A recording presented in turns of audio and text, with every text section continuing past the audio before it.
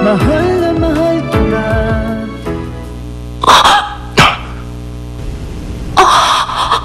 I'm sorry, nagulat kasi ako sa'yo. Narinig ko kasi mga sinasabi mo. Pwede bang ibaba mo na yan? Bakit nandito ka? Gabi na. Hindi ako makatulog kaya lumabas muna ako. Gumamit ka na ba ng syrup? Oo, sinubukan ko na. Pero bumabagsak kasi yung cream eh. Pang-apat na cake ko na nga ito pero wala pa rin pagbabago. Bakit sinira mo ang sacred cake ko?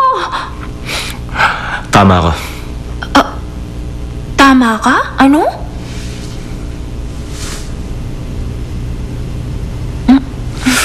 Kulang sa elasticity ang cream. Malambot at oily pa.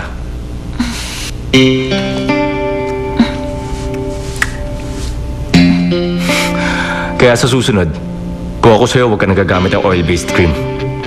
Food-based cream na lang. At saka ibaba mo rin ang 23 degrees ang temperature.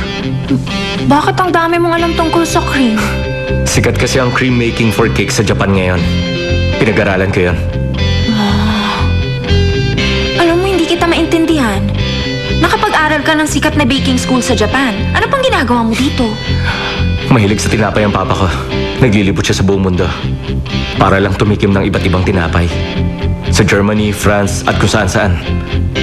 Pinuntahan ko lahat ng pinuntahan niya para mapag-aralan ko ang mga teknik nila. Kung ganun, nandito ka dahil...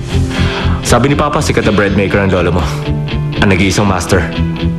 Maski presidente ng bansa, dumadayo rito para lang sa tinapay ninyo. Kung ganun ang malas mo, hindi na tinuturo ni Lolo ang techniques niya ngayon. Ang kanyang baking techniques? Sekreto niya yon. At si Lolo lang ang nakakaalam. Bukod kay Master Palbong, wala na ibang nakakaalam ng unique baking techniques niya? Oh, siya lang. Maski nga ako, hindi ko rin alam eh. Pati na ang papa ko. Ganun ba? Okay lang yun. May isa pang dahilan, kaya pinili ko na dito mag-aaral. Iba ang klase ng buhay niyo rito sa bakery. Hindi lang si Master Palbong at ang mga bakers. Pati na rin yung kasabay ko kumuha ng exam. Si Takgo Kim? Oo, si Takgo. Interesting din ang buhay niya. Kaya lang...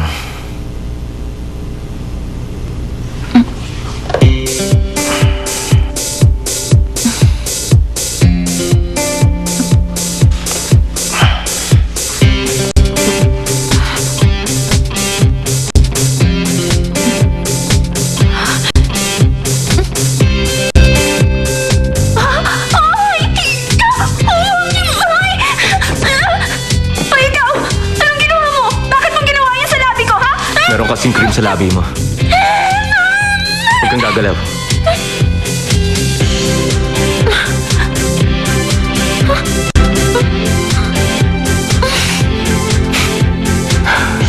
Kapag na-bake mo na ang cake number 4, sasamahan kita sa pagtikim. Sige.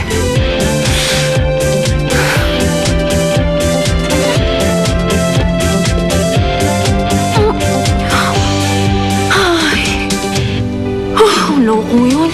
Akala ko hahalikan na niya ako. Mahal